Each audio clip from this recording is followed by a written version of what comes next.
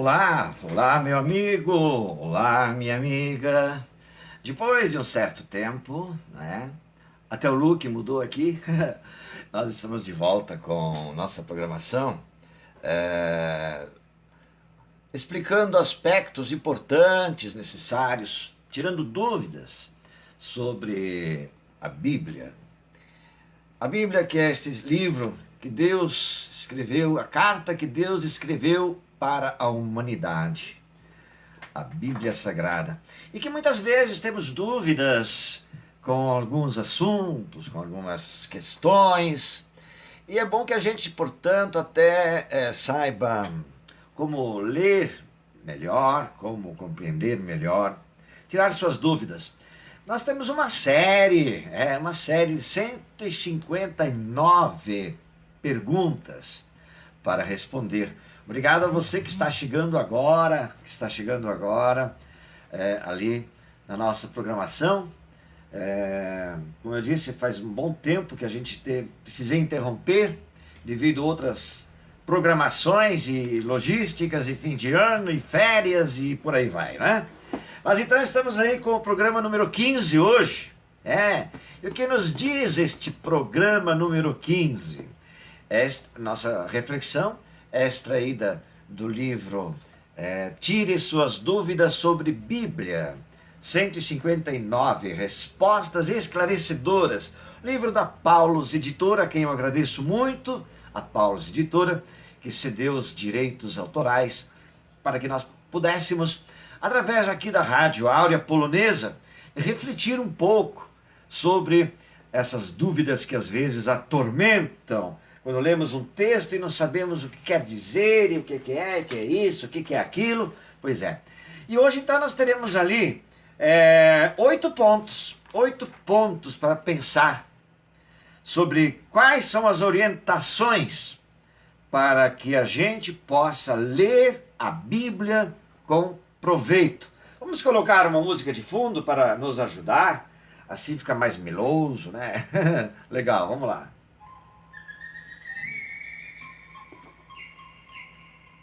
O nome dessa música é Amado Jesus. Olha como cantam os pássaros, escute como cantam tão belo. A natureza é uma arte também, não é verdade? Pois é. Então vamos lá. Vou aumentar aqui um pouco o volume, facilita melhor, não é verdade? Vamos lá?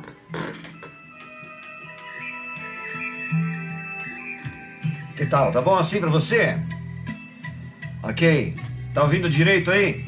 Que bom. Vamos nessa.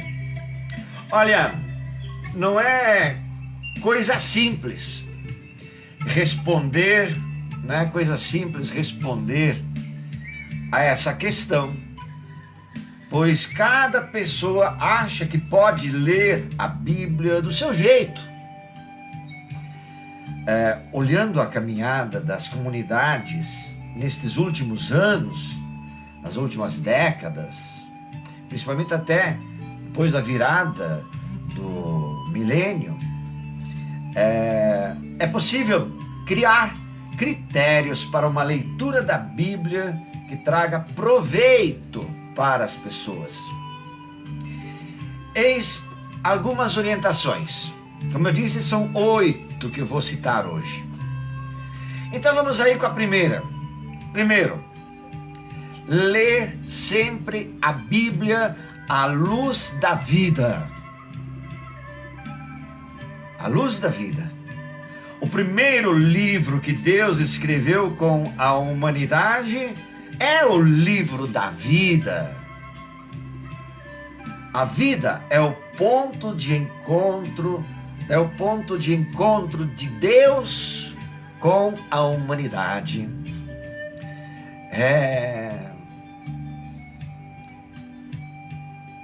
E é aí que Deus fala. Neste encontro de Deus com a humanidade, é ali que Ele se revela, é ali que Ele fala para nós. Jesus, quando leu e interpretou a palavra de Deus para o seu povo, disse: hoje se cumpriu essa passagem da Escritura que vocês acabam de ouvir. Isso está lá em Lucas capítulo 4, versículo 21. Confira lá depois. Lucas 4, 21. É ele quem ensina a puxar a Bíblia para o hoje, para a nossa vida. O contrário disso seria ler a Bíblia sem ligação com a vida. Seria apenas uma leitura como a gente lê um texto qualquer, literário. Não que não tenha seu valor, mas às vezes como ler um jornal, uma revista, onde a notícia veio e foi, amanhã é outra novidade, o que foi escrito ontem já passou. Temos que ler a Bíblia à luz da vida. Olha aqui, muito obrigado, Amália Gegorczyk, que está nos acompanhando na Califórnia. Por isso, o horário fácil. Que bom, obrigado, Amália. E um abraço para todo o povo aí da Califórnia, Estados Unidos. Segundo ponto, vamos lá. Ler a Bíblia tendo presente sua grande e central mensagem de libertação. A primeira é a mais importante experiência dos hebreus no Antigo Testamento. É a experiência do Deus que liberta. Vamos aqui recuperar toda a história do Antigo Testamento, você sabe que iríamos longe, não é verdade? A libertação do povo desde a escravidão do Egito. O livro do Êxodo é o coração dessa experiência. E a prática de Jesus foi totalmente voltada para a libertação do povo. A nossa libertação dos nossos pecados, nossas maldades, nossas fraquezas, a nossa preguicite religiosa, podemos até assim dizer. A Bíblia, portanto, a boa notícia para os pobres, exatamente como Jesus anunciou no seu programa de vida. Novamente lembro o capítulo 4 de Lucas, Lucas capítulo 4, versículo 18. Confere lá depois. O contrário disso seria ler a Bíblia com o olhar dos dominadores, dos imperialismos de hoje, como se tivesse sido escrita para estar a serviço deles. Terceiro item, vamos lá, terceiro item, gente. Ler a Bíblia a partir dos pobres, a partir dos olhos e coração dos pobres. Se não nos colocarmos ao lado dos pobres, sentindo com eles, nada compreenderemos da mensagem central da palavra de Deus. O contrário disso seria lê-la a partir dos grandes e poderosos, como se a palavra de Deus fosse anestesia, né? Para tranquilizar as consciências. Dá um anestésico aí para tranquilizar as consciências da maldade humana. O Dair Silene também, muito obrigado. Meu abraço também a vocês. Quarto ponto, gente. Vamos lá para o quarto item. São 8. Ler a Bíblia em comunidade. Ler a Bíblia em comunidade como livro da comunidade. Como eu disse, a Bíblia é a carta que Deus escreveu para a humanidade, que Deus escreveu para a comunidade, que escreveu para nós. A Bíblia é o livro de um povo, não de uma pessoa. Às vezes, ficamos imaginando que a Bíblia tenha surgido como surgem os livros de hoje. Os livros hoje em dia, que qualquer livro é de uma pessoa muitas vezes. Ou seja, das mãos de uma só pessoa. Não, com a Bíblia é diferente. Ela nasceu em forma de mutirão, fruto do esforço de homens e mulheres que trabalhavam e lutavam juntos. Se ela nasceu assim, como memória das lutas do povo, o melhor lugar para ler a Bíblia, portanto, é a comunidade. De fato, a palavra de Deus leva a criar comunidade. Ela não separa as pessoas, ela unifica, ela une. É claro que alguém pode ler a Bíblia sozinho, nada de mal, mas ela se torna muito mais viva quando a lemos partilhando com os outros as nossas experiências, somadas às experiências que a Bíblia nos apresenta. O oposto disso é ler a Sagrada Escritura isolado, trancado, como terapia para consolo pessoal ou para encontrar nela justificativas para as nossas pseudo-ideias. Vamos lá para o quinto ponto, então. Ler a Bíblia em vista da transformação social. E ali é que entra a questão do reino de Deus. Isto é,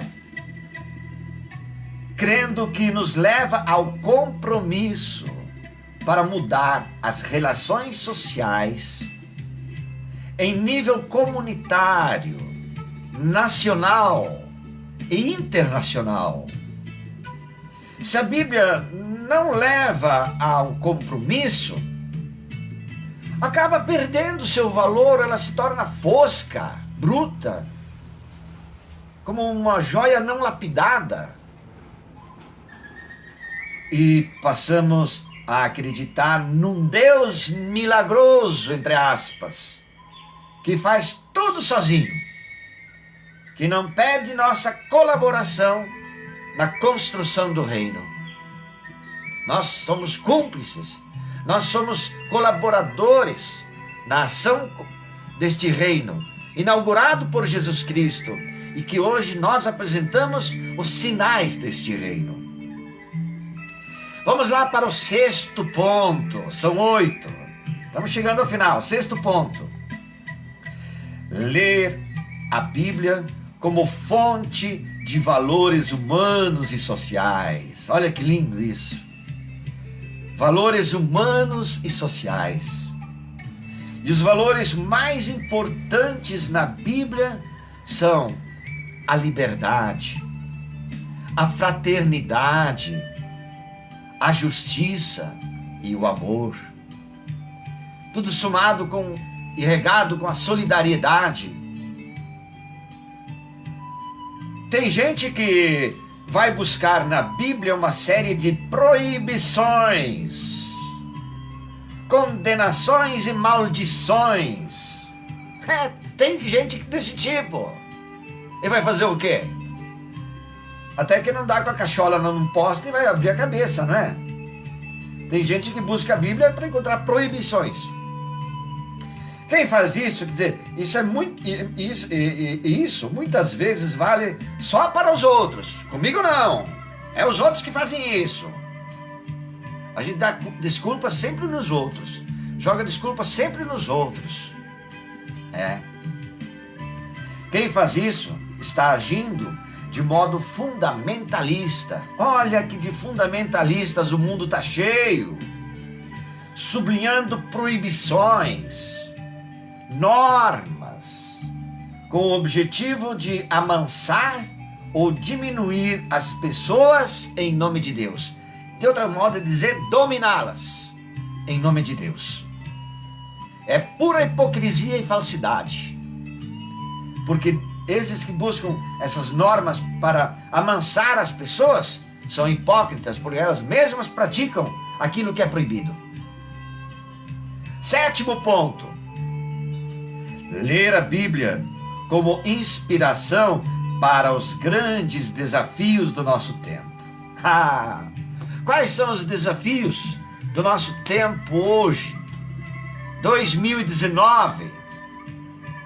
Quantos desafios nós temos para enfrentar no contexto histórico da família, do nosso bairro, da cidade, de tantos lugares do país?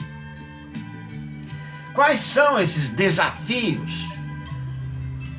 A preocupação, por exemplo, com o meio ambiente, a ecologia, as ameaças de uma guerra nuclear, a questão da pluralidade de culturas, a situação social, política e econômica dos países empobrecidos, esquecidos, abandonados. Veja agora aquele problema todo com aqueles países na África, recebendo ajuda de outros países, a Cruz Vermelha trabalhando com Moçambique e outros países, devido àquele desastre ecológico que lá aconteceu.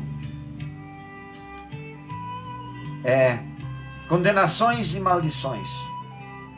E quem faz isto está agindo de modo fundamentalista. Então, temos esse pluralismo religioso também.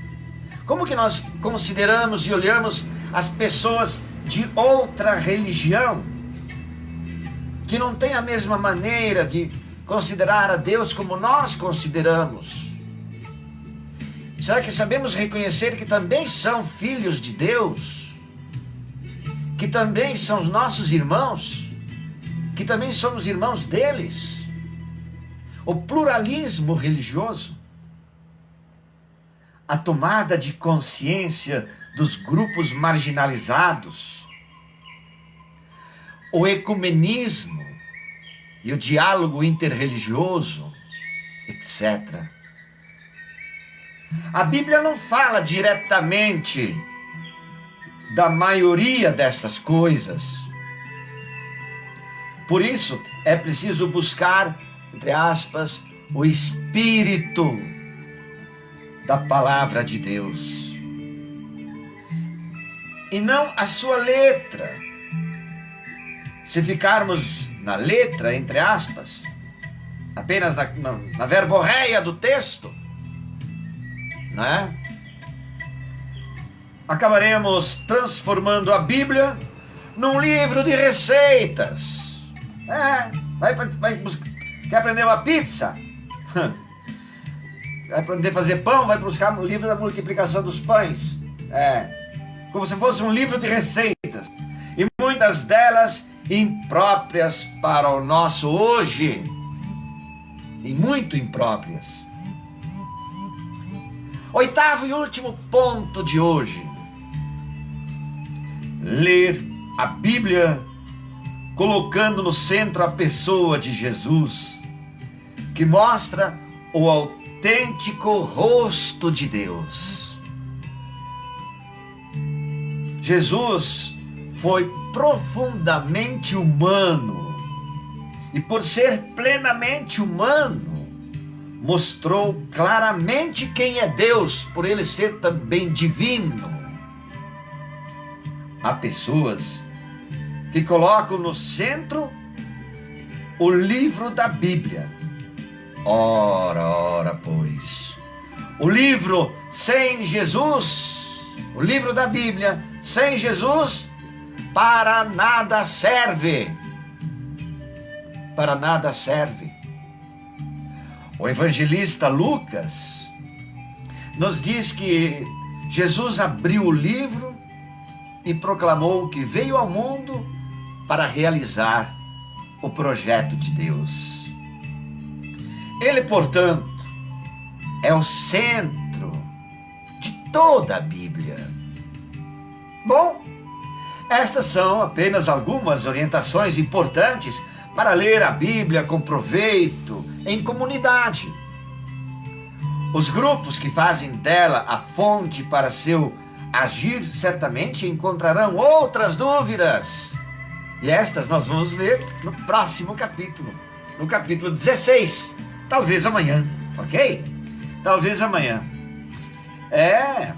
O próximo vai ser Deus se revela a nós nas coisas simples da vida, de maneira clara e pura. Então, por que os textos bíblicos são de difícil compreensão? E qual a melhor maneira para compreendê-los? Resposta para nosso próximo programa. Muito obrigado a você. Teria vários nomes aí para citar. Estou aqui acompanhando os que estão entrando, os que estão online. Muito obrigado a você que acompanhou a nossa programação. E vamos aí, tirando as nossas dúvidas sobre Bíblia, livro da Paulus Editora. Uma grande obra. Eu já li várias vezes, já precisei deste livro muitas vezes, em palestras, em cursos. Em sua paróquia talvez exista, inclusive, grupo de estudos bíblicos. É bom ter alguns referenciais, não é só este, existem muitos outros referenciais para o estudo da palavra de Deus. Aproveite, se tiver oportunidade, busque e encontrará com certeza vários caminhos, vários pensamentos maravilhosos para o seu estudo bíblico. E não tenha pressa, estude com calma e devagar. Devagar e sempre, sem pressa e sem perder tempo. Muito obrigado. Às 18 horas, nosso encontro aqui com a reflexão e a oração da Ave Maria. Um beijo no teu coração, fique com Deus e até às 18 horas.